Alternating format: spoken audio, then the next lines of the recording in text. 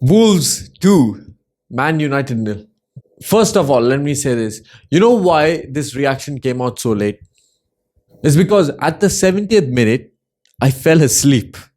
Watching the game, I could not stay up and I missed the second goal entirely. I didn't even see what happened. So I had to watch those 20 minutes back and see where did we mess up. But I still could not get an understanding because you know why? We were not playing like we had played in previous games. We were not actually playing with a coherent and compact system. This was more reminiscent of Ten Hag, if anything. And we have to say this, guys. We can't keep defending Amorim even when he makes mistakes. It's not to say that he's not the guy. No, nobody's Amorim out or even close to that. But we have to call things out. Let's look at the lineup first of all. Why do you start Mino and Ugarte in the pivot again and again and again when we know that fails? Is that on Ugarte? No. Is that on Mino? Well, so far you would say yes, because in the pivot, he does not function well. But would you really blame Mino for that now? When he knows he's a 10, when he plays as a 10, but now Amorim puts him in the pivot. He's at least played 3 games in the pivot. What is he supposed to do to tell you that he's a 10? Because when he's moved to the 10, when he takes on an advanced role, then you can see what Mino wants to do, what he's actually capable of doing. Yesterday, again, giving the ball cheaply, just like the Bournemouth game. And you know what? At some point, we have to question things that the manager is doing. His trust in Bruno Fernandes and Diogo Dalot. What his obsession is with playing these two players every single week, even after they keep failing, I will not understand. This is borderline stubbornness. And this stubbornness reminds me of Ten Hag. That's all I'm saying, guys. Just look out for, is he being stubborn with any other players? Because at the same time, we can say he has not been stubborn with Garnacho and Rashford because he saw that they're a problem and he's dropped them immediately, which is brilliant of Amorim. But things like this, where he keeps starting Bruno, he keeps starting Dalot, despite the fact that we know they have been among our 2 worst players all season. Despite the fact that we know that they have probably been 2 of our worst players this season. Yet, he persists to play both of them in the team when it's not functioning. We have to hold him accountable for that, guys. From what I saw, both teams were very poor in the attack. All we could see was there was one shining star among both teams, one shining star. Do you guys know who that is? A certain Wolves number 10 called Matheus Cunha. I know I don't talk about opposition players most of the time, but guys, this one deserves praise for Matheus Cunha. Forget the goal. Forget that outrageous corner, which was even better than the Son goal. Because this one, we could tell he meant it. Okay? And let's get into the fact of what a good dribbler he is and what our players should aspire to be in that position. If nothing else, guys, I want to see one thing, that we sign Cunha at some point. I've been thinking this for the past 3-4 months anyway. For my number 10, I would have either Morgan Gibbs-White or I'd have Matheus Cunha. Kvaratskhelia is an option, but he's a bit too expensive. So out of these 3, I would say Cunha and Morgan Gibbs-White are options. Again, Morgan Gibbs-White was bought for a lot of money, so they will expect a lot of money. Cunha, on the other hand, I'm sure we could get him for 50 million. 50 million for an inside 10 who moves like that, who's so fluid with the ball. Guys, you cannot get that kind of quality for that kind of money. And if we can get our hands on Cunha, you will see how the team transforms. Are you telling me we have the opportunity to replace Bruno Fernandes with Cunha? If we ever have that opportunity, guys, we should take that up in no time. Because it's not one that will come very regularly. You know how Cunha was just driving through the defense and causing havoc and trouble? We don't see that often. Which is why when you say, is a player good or not? You know what? You need to have stats and you need to have aesthetic appeal. If you do not have any of these 2, you're not elite. And guess what? Cunha is at like 75% in both. Which means he's a talent we can improve on. As far as I know, I think he's 25 years old. Even if he is 25 years old, there's still another 2 more years for him to really reach his peak. You put him under Amorim, you give him free control, you will see Cunha transform. But anyway, going back to our amazing team at number 14. Well, we have conceded another set-piece goal again. Is this even a surprise at this point, guys? Every game we're seeing a goal conceded at the set-piece. The last goal was just us going gung-ho, trying to get the equalizer. You know what? I don't even blame anybody for that. It's fine because it happens. It's just like when we conceded the third goal against Arsenal last season at the Emirates. And then Jesus is left one-on-one against a keeper in our own half, and then he scores. Same thing, Hwang Hee-chan wasn't picked up, and he pretty much had a tap in, let's be honest. And I don't blame anybody for that goal particularly, but guys, a corner goal.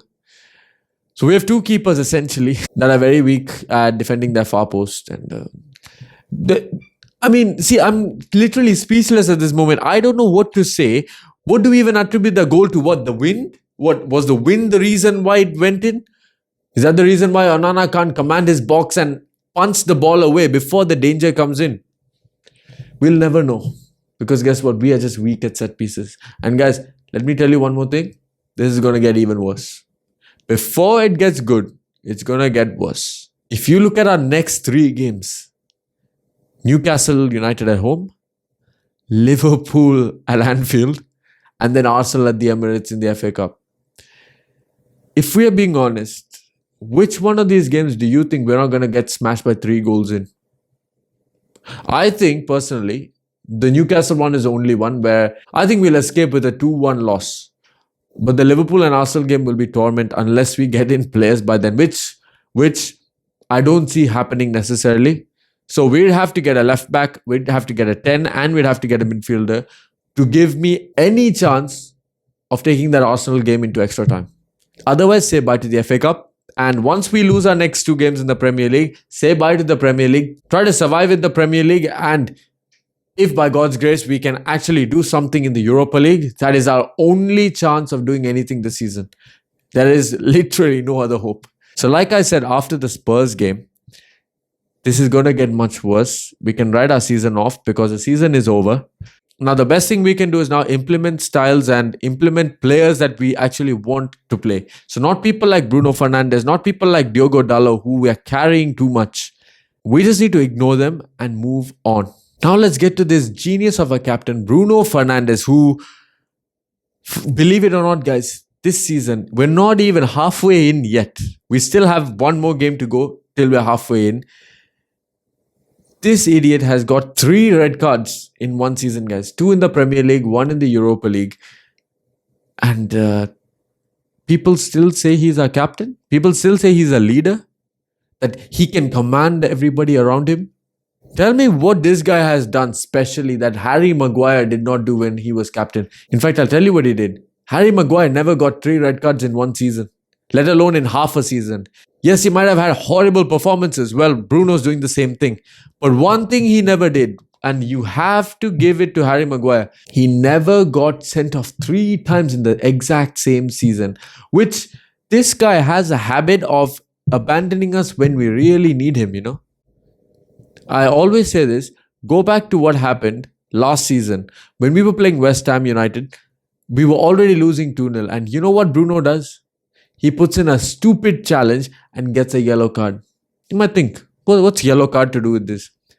He got the yellow card, but because of that, he missed Anfield next week. Because you know why? He thought, we're going to get smashed, so I don't want to be a part of it. For no reason, Bruno picks up a yellow card. We've already lost the game. Now, you could say it's frustration, but my guy, you're the captain. If you're the captain, you need to keep your cool. You're the one who's going to guide the entire team. If you are going to lose your head, what do you think is going to happen to the rest of the team? And now he missed the Liverpool game, which fortunately we didn't lose. And in Bruno's smart head, he might have thought, if I miss this game, I might miss the Newcastle and the Liverpool game.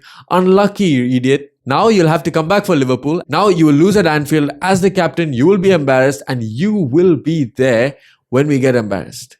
And you will have to take it. And at the end of the day, what do we even say, guys? Like, we've been expecting so much from this team, right? When Amorim came in, we were expecting big things. But we got that for a few games. And then after that, the honeymoon period has died down. Now, we have to look at the team. And we have to also start looking at Amorim. Because, guys, do not forget what I said. Guys, you can go back to the video where I talked about Amorim when he came in. Remember what I said.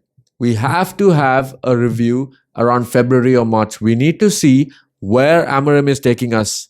And that will determine where it's going. Yes, we can say he had an amazing performance against City and all that. And I'm still on board with Amorim. Don't get it twisted. I'm still on board with Amorim. But if things still go this way, in the last two performances have been worse. And it's been getting gradually worse ever since Arsenal, I would say. And the performance levels have been dropping little by little by little by little. To the point now we're not even winning. And we have no performance to watch either. So unless he changes things, unless when everybody is fit, we can play Ugarte and Casemiro in the pivot, and we do not play Bruno Fernandes, we do not play Garnacho. Well, Russell's pretty much out of the squad anyways, and Diogo Dalot. If we can manage all these decisions and Rasmus Højlund is dropped for Zirkzee. I don't care how bad Zirkzee is, you cannot tell me Højlund offers anything different. In fact, I would say at least Zirkzee has his occasional passes. Højlund doesn't even have that.